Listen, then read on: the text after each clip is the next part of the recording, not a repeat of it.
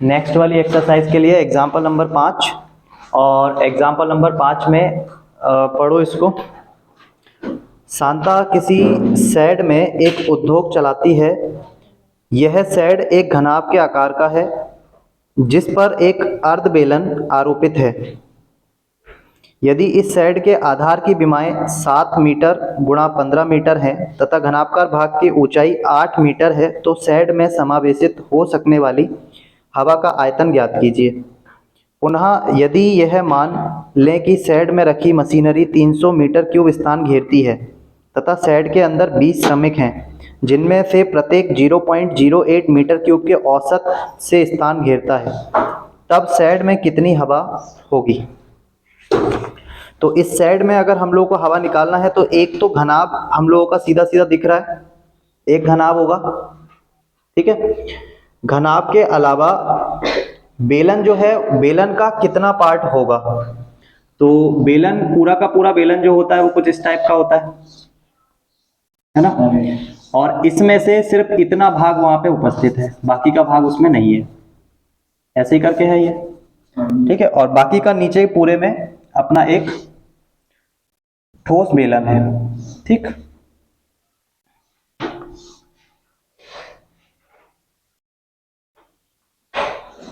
इस टाइप का कुछ शेप है।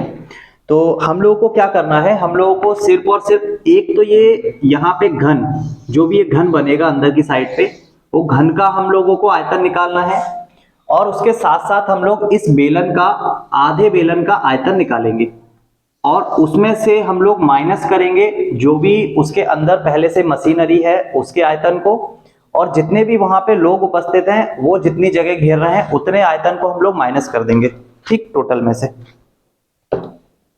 तो आयतन के फॉर्मूले मैंने तुम लोगों को बता दिए हैं। घन का जो आयतन होता है वो होता है लंबाई गुणा चौड़ाई गुणा ऊंचाई। घन का लिखा था या नहीं लिखा था? अगर नहीं लिखा है तो घन का लिख लो, घन नहीं घनाभ का, घन का तो लिखवा दिया था मैंने। घनाभ का आयतन, घन का होता है भुजा की घात 3 और घनाभ का होता है लंबाई गुणा चौड़ाई गुणा ऊंचाई, ठीक है, ये होता है घनाभ का। वॉल्यूम ऑफ क्यूबॉइड,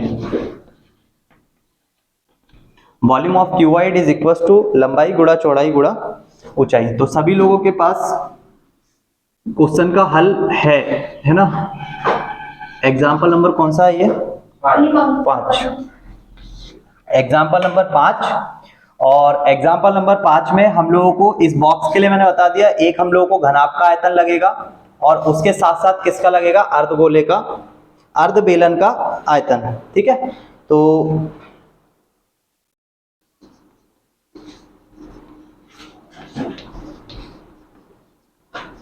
वांछित जो आयतन होगा वो बराबर होगा किसका, घनाभ का आयतन,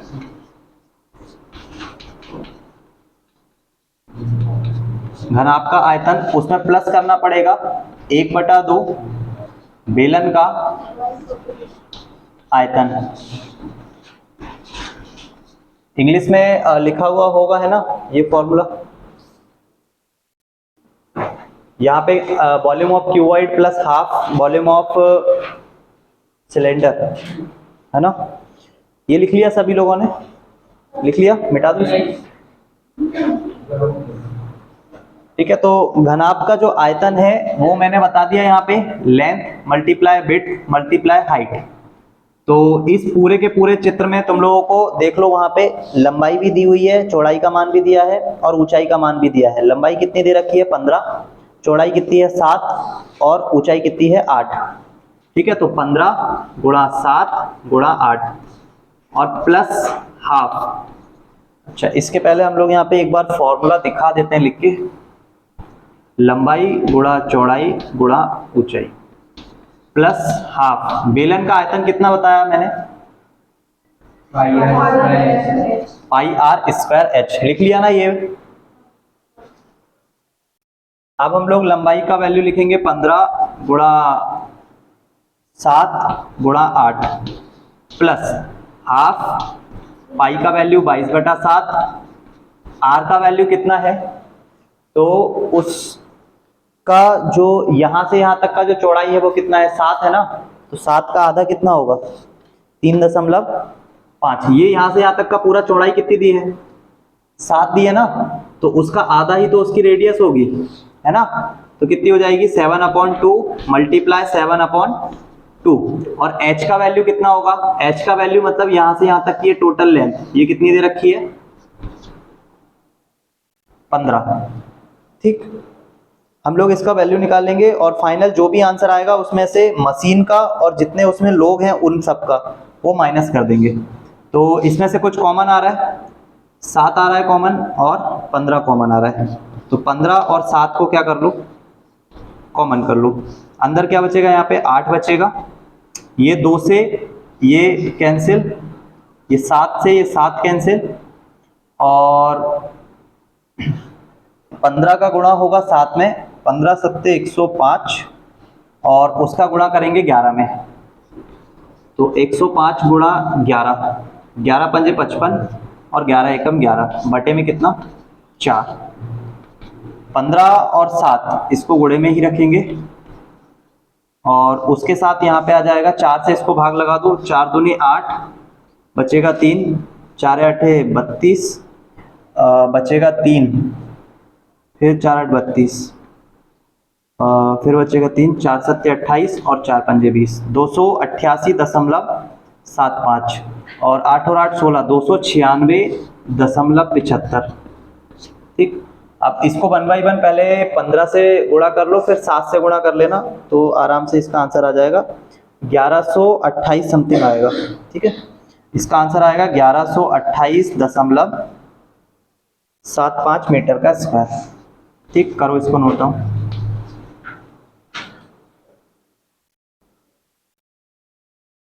तो हम लोगों ने ये जो सेट बना हुआ है, ये जो पूरा का पूरा जो भी है ये बना हुआ है सेट, इसका जो हम लोगों ने आयतन निकाला है ये कितना आया है, 1128.75 मीटर का स्क्वायर।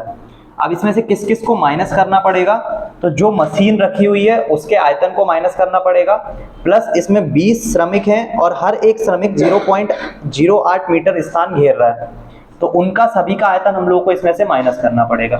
ठीक है, तो सबसे पहले मशीनरी द्वारा घेरा गया स्थान,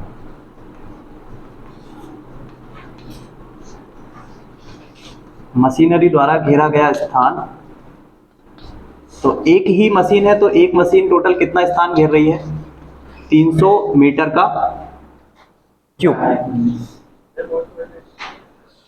300 मीटर का क्यूब। ठीक है, और उसके अलावा टोटल कितने लोग हैं हमारे पास, 20 श्रमिकों द्वारा घेरा गया स्थान, 20 श्रमिकों द्वारा घेरा गया स्थान कितना हो जाएगा, एक श्रमिक कितना स्थान घेर रहा है, 0.08 मीटर क्यूब, तो टोटल 20 श्रमिक कितना घेरेंगे, 1.6 मीटर का क्यूब। ठीक है, तो हम इन दोनों आयतनों को जोड़ेंगे और उसको टोटल आयतन में से क्या कर देंगे, माइनस कर देंगे। ठीक,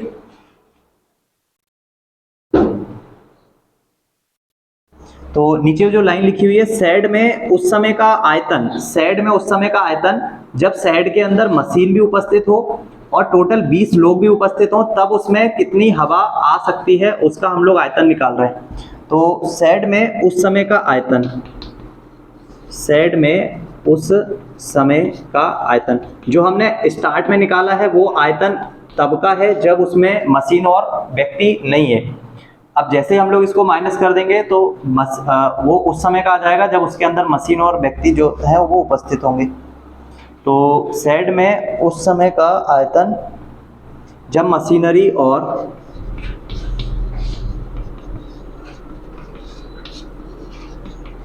श्रमिक हैं। ठीक, तो 1128.75 उसमें से माइनस कर देंगे 300 प्लस 1.6, तो 1128.75 माइनस 301.6, माइनस करने के लिए यहाँ पे 0 लगा सकते हैं। तो 0 हो जाएगा, 6 में से 7 जाएगा, उसके बाद 1 जाएगा 7, 0 जाएगा 2 और 11 में से 3 जाएगा तो 8, 827.15 मीटर का क्यूब। ये हवा इतना मीटर क्यूब हवा उस शेड के अंदर अभी आ सकती है, जब मशीनरी और 20 श्रमिक उसके अंदर होंगे तब। करो इसको। एग्जाम्पल नंबर 6 में लिखा हुआ है, एक जूस बेचने वाला अपने ग्राहक को आकृति 12.13 में दर्शाए गिलास में जूस देता था। बेलनाकार गिलास का आंतरिक व्यास 5 सेंटीमीटर था, परंतु गिलास के निचले आधार तली में एक उभरा हुआ अर्धगोला था, जिससे गिलास की धारिता कम हो जाती थी। यदि एक गिलास की ऊंचाई 10 सेंटीमीटर थी तो गिलास की आभासीय धारिता तथा उसकी वास्तविक धारिता ज्ञात कीजिए। हो क्या रहा है कि यहाँ पे ये एक गिलास है और इस गिलास में बेचने वाले ने क्या किया है कि इसकी बनावट ऐसी करवाई है कि अंदर की तरफ ये ऐसे करके एक कर्व टाइप का बना हुआ है। बाहर से ये दिखेगा नहीं कि कर्व बना हुआ है, लेकिन अंदर से ये बना रहेगा और इसमें जब वो जूस डालेगा तो इतने ही एरिया में आएगा, बाकी का जो एरिया है ये बच जाएगा। ठीक है, तो हम लोग को क्या करना है कि धारिता निकालना है पहले तो इस गिलास की। तो टोटल इसकी लेंथ कितनी है? 10 सेंटीमीटर। तो हम लोग इसकी टोटल धारिता निकाल सकते हैं सबसे पहले इस गिलास की, और फिर उस टोटल में से हम लोग ये वाला पार्ट क्या कर देंगे? माइनस कर देंगे। इसका व्यास दिया हुआ है कितना? 5 सेंटीमीटर इसका व्यास है, तो रेडियस कितना हो जाएगा? डायामीटर अगर इसका 5 है तो इसका रेडियस कितना हो जाएगा? 2.5 सेंटीमीटर। तो ये रेडियस अगर 2.5 है तो यहाँ से यहाँ तक का ये रेडियस भी कितना होगा? 2.5। तो हम लोग अगर इस गिलास की टोटल धारिता निकालना चाहते हैं जिसमें कि ये अर्धगोला काउंट ना हो, तो टोटल धारिता में गिलास का ये वाला पार्ट आएगा। कौन सा वाला? ये वाला पार्ट, जिसमें ये अर्धगोला नहीं होगा। ठीक, तो टोटल धारिता में गिलास का ये वाला पार्ट आएगा। और जब हम लोग ये पता लगाएंगे कि इसके अंदर कितना जूस आ सकता है, तो उस कंडीशन पे ये अर्धगोला हमको इस गिलास के आयतन में से क्या करना पड़ेगा? माइनस करना पड़ेगा। तो जो भी उसकी धारिता आएगी वो उसकी वास्तविक धारिता होगी। ठीक, और आभासी धारिता कौन सी होगी? जो हम लोग ये गिलास का पूरा पूरा जो निकालेंगे वो उसकी आभासी होगी। ठीक, तो सबसे पहले हम लोग आभासी निकालेंगे, उसके बाद वास्तविक निकालेंगे। तो गिलास की आभासी धारिता एग्जाम्पल नंबर है हमारे पास 6, और गिलास की आभासी धारिता जहां पे भी तेरे को ये फॉर्मूला लिखा दिखेगा ना, जैसे मैंने ये लिखा इंग्लिश में, जहां पे भी ये लिखा दिखेगा ना, मैं जैसे ही यहाँ पे फॉर्मूला लिखूंगा उसके पीछे जो भी लाइन लिखी होगी ना उसी को अपनी कॉपी में लिखना। ठीक है, जैसे कि ये लिखा मैंने πr²h। तो अब ये फॉर्मूला जहां पे भी लिखा हो उसके आगे की लाइन पूरी पूरी नोट डाउन कर लेना। दिख गया? तो गिलास की जो आभासी धारिता होगी वो क्या होगी? एक्चुअल में एक बेलन का क्या होने वाला है? बेलन का क्या होने वाला है? आयतन ना, बेलन का आयतन। तो बेलन का आयतन ही हमारा इस गिलास की आभासी धारिता होगी। पाई का वैल्यू कितना? 22/7। आर का वैल्यू कितना होगा? 5/2 गुणा 5/2, और एच का वैल्यू कितना है? 10। 2 से इसको काट दो और 2 से इसको काट दो। ठीक, बाकी का जो भी आंसर आएगा उसको 7 से डिवाइड करेंगे। तो पहले 5 का इसमें गुणा करोगे तो 55 आएगा, और 5 का 5 में करोगे तो 25 आएगा, और डिवाइड में कितना रहेगा? 7। इन दोनों का मल्टीप्लाई कर लो। 25 पंजे 125, हासिल का आएगा 12। 25 पंजे 125, उसमें 10 ऐड करोगे तो 135, और 2 ऐड करोगे तो 137, और 7 से इसको विभाजित करेंगे। 7 एकम 7, कितना बचेगा? 6। 7 नाम 63, कितना बचेगा? 4। 7 छिंग 42, कितना बचेगा? 3। 7 चौको 28, और 7 दूनी 14। 196.25 सेंटीमीटर का 42 अपना आ रहा है ना, 25 है, सेंटीमीटर का क्यूब। क्योंकि आयतन हमेशा किस में रहेगा? क्यूब में, ठीक है, सेंटीमीटर का क्या, क्यूब। ये तो हमारी धारिता आ गई है गिलास की, जिसमें हम लोगों ने किसको इंक्लूड नहीं किया है, इस अर्धगोले को, ठीक, इस हेमीस्फीयर को हम लोगों ने इसमें इंक्लूड नहीं किया है, सिर्फ और सिर्फ अभी हमने सिलेंडर का वॉल्यूम निकाला है। अगर हम लोगों को रियल पार्ट निकालना है इस गिलास का, तो रियल पार्ट क्या होगा, उसमें इस सिलेंडर में से माइनस कर देंगे किसको, इस हेमीस्फीयर को, तो जो भी पार्ट होगा वो हमारा रियल पार्ट आ जाएगा। तो इसके बाद दूसरा जो हम लोगों को वास्तविक निकालना है, वास्तविक निकालने के लिए गिलास की वास्तविक धारिता, गिलास की वास्तविक धारिता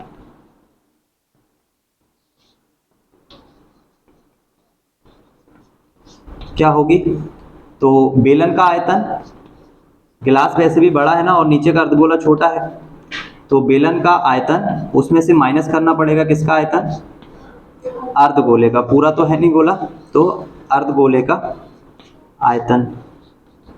अब ये लाइन जहां पे भी लिखी हो वहां से कंटिन्यू कर लेना, ठीक है, जहां पे भी लिखा हो volume of cylinder minus volume of, हाँ, वॉल्यूम ऑफ हेमीस्फीयर, है ना। तो बेलन का हम लोगों ने निकाल लिया, कितना आया है 196.42, और उसमें से माइनस करना है अर्धगोले का, अर्धगोले का कितना बताया मैंने आयतन, pi R cube, pi R cube. तो इस वैल्यू को हम लोग ने जहां से भी निकाल के लेकर आए हैं, ये यहीं से निकाली है इस वाली में से, तो हम इसको ही लिख लेंगे जब, ताकि इसमें कॉमन लेने में प्रॉब्लम ना जाए। इतना नोट डाउन करो पहले।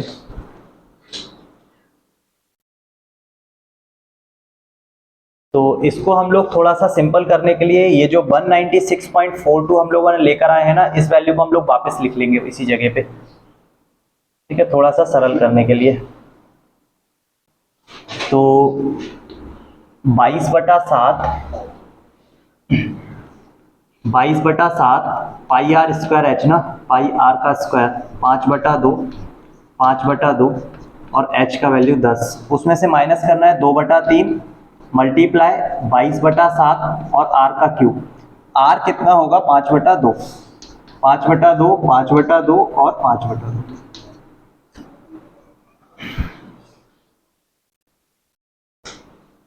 22/7 और उसके साथ 5/2, दो बार हम लोग इनको कॉमन कर लेंगे, तो अंदर में हमारे पास यहाँ पे 10 बचेगा, और माइनस का ये भी गया, ये भी गया यहाँ से, और ये भी गया, तो 2/3 बचेगा, और मल्टीप्लाई में 5/2 बचेगा, ठीक।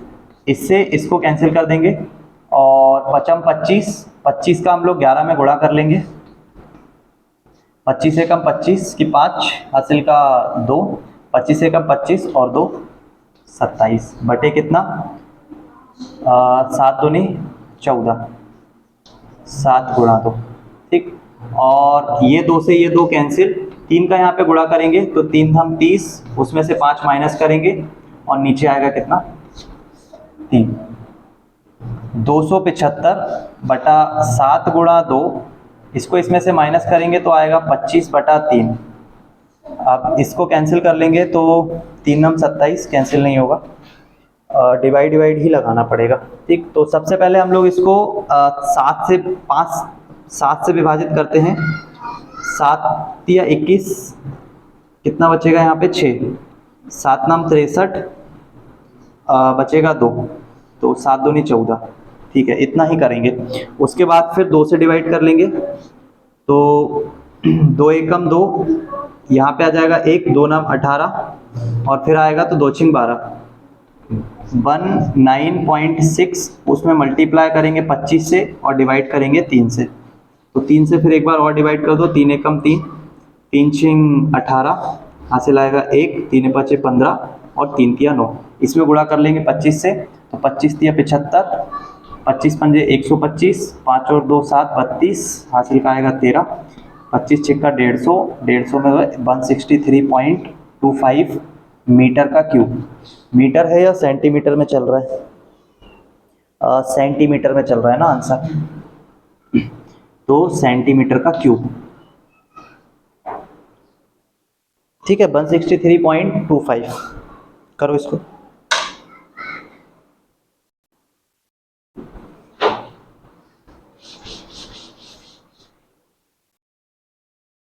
एग्जाम्पल नंबर 7 में एक ठोस खिलौना एक अर्धगोले के आकार का है जिस पर एक लंबवृत्तीय शंकु अध्यारोपित है। तो अर्धगोले के आकार का है, इसका मतलब नीचे की साइड पे हम लोग एक अर्धगोला बना देते हैं और उसके ऊपर एक शंकु अध्यारोपित है। ठीक, ये शंकु अध्यारोपित है।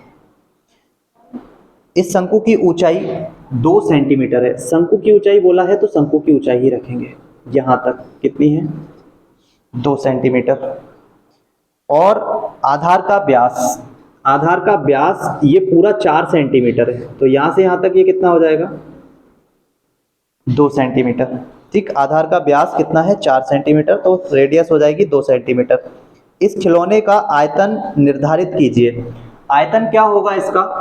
तो एक तो शंकु का आयतन होगा, है ना। इस पूरे फिगर में एक हेमिस्फीयर है, एक कोन है, हमें इसका वॉल्यूम निकालना है।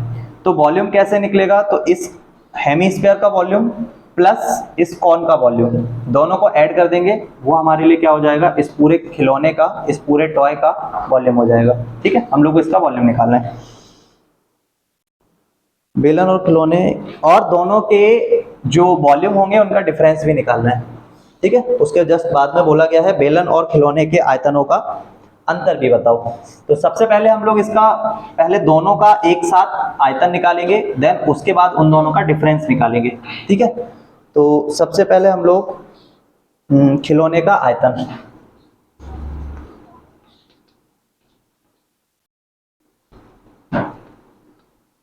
खिलौने का आयतन क्या होगा? तो बेलन का आयतन, सॉरी बेलन तो है ही नहीं यहाँ पे, अर्धगोला है, या तो पहले शंकु रख लेते हैं। अर्धगोले का आयतन और उसके बाद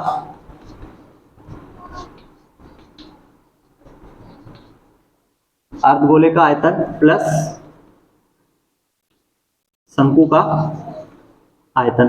अर्धगोले का आयतन कितना होता है? और शंकु का कितना होता है? ठीक, हम लोगों को हाइट का वैल्यू इन्होंने ऑलरेडी गिवन है। इसमें से और इसमें से पाई दोनों के पास कॉमन है, आर दोनों के लिए सेम होगा, तो आर की घात यहाँ पे 3 है, यहाँ पे 2 है।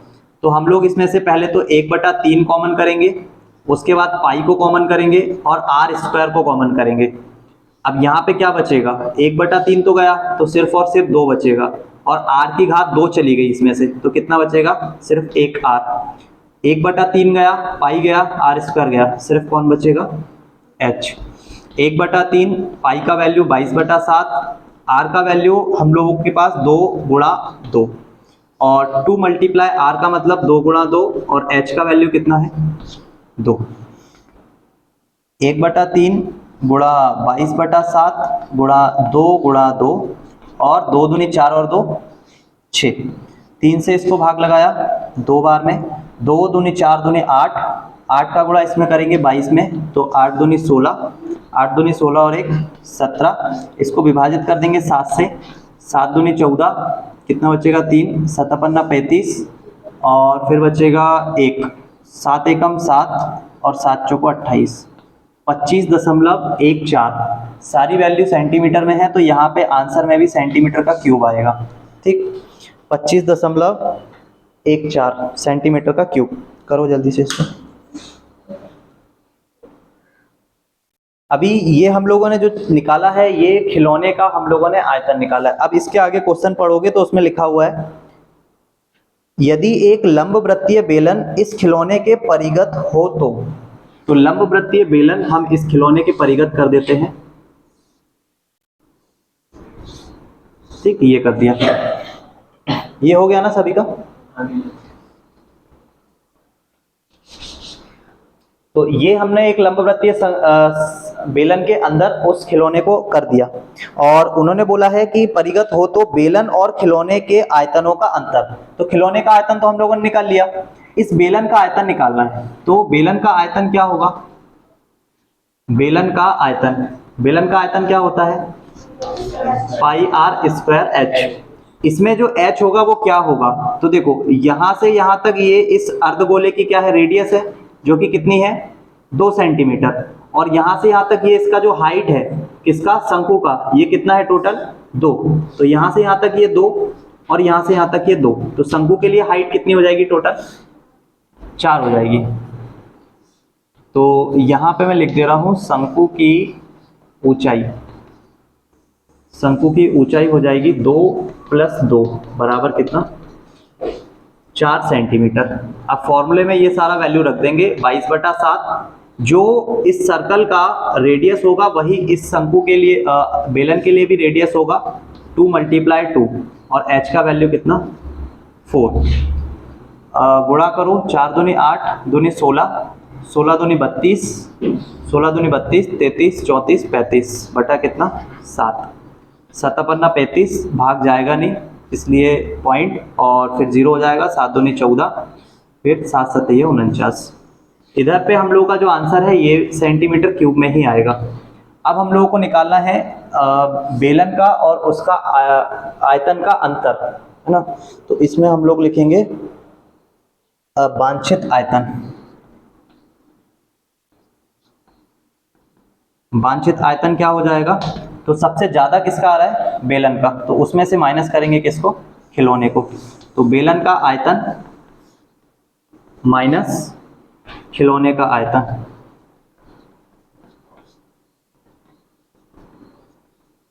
ठीक, इसमें इंग्लिश में यहाँ पे लिख लेना वॉल्यूम ऑफ सिलेंडर, है ना।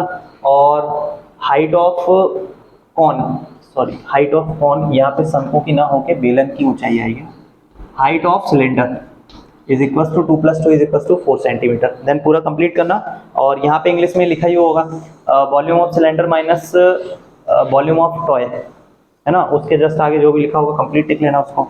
बेलन का कितना निकाल के लेकर आए थे 25 दशमलव कितना था 25 दशमलव कितना 14 ना। और इसका हमारा कितना है 50 वाले को आगे रखेंगे। 50.27 में से माइनस कर देंगे 25.14 को, तो 4 जाएगा तो 3 और 1 जाएगा तो 1 और 5 जाएगा 5 में से तो 5 और 4 में से 2 जाएगा तो 2। 25.313 सेंटीमीटर का क्यूब ये हमारा वांछित वाला आयतन आ जाएगा। ठीक है, 25.1213 करो इसको, तो ये हमारा अंतर आ जाएगा।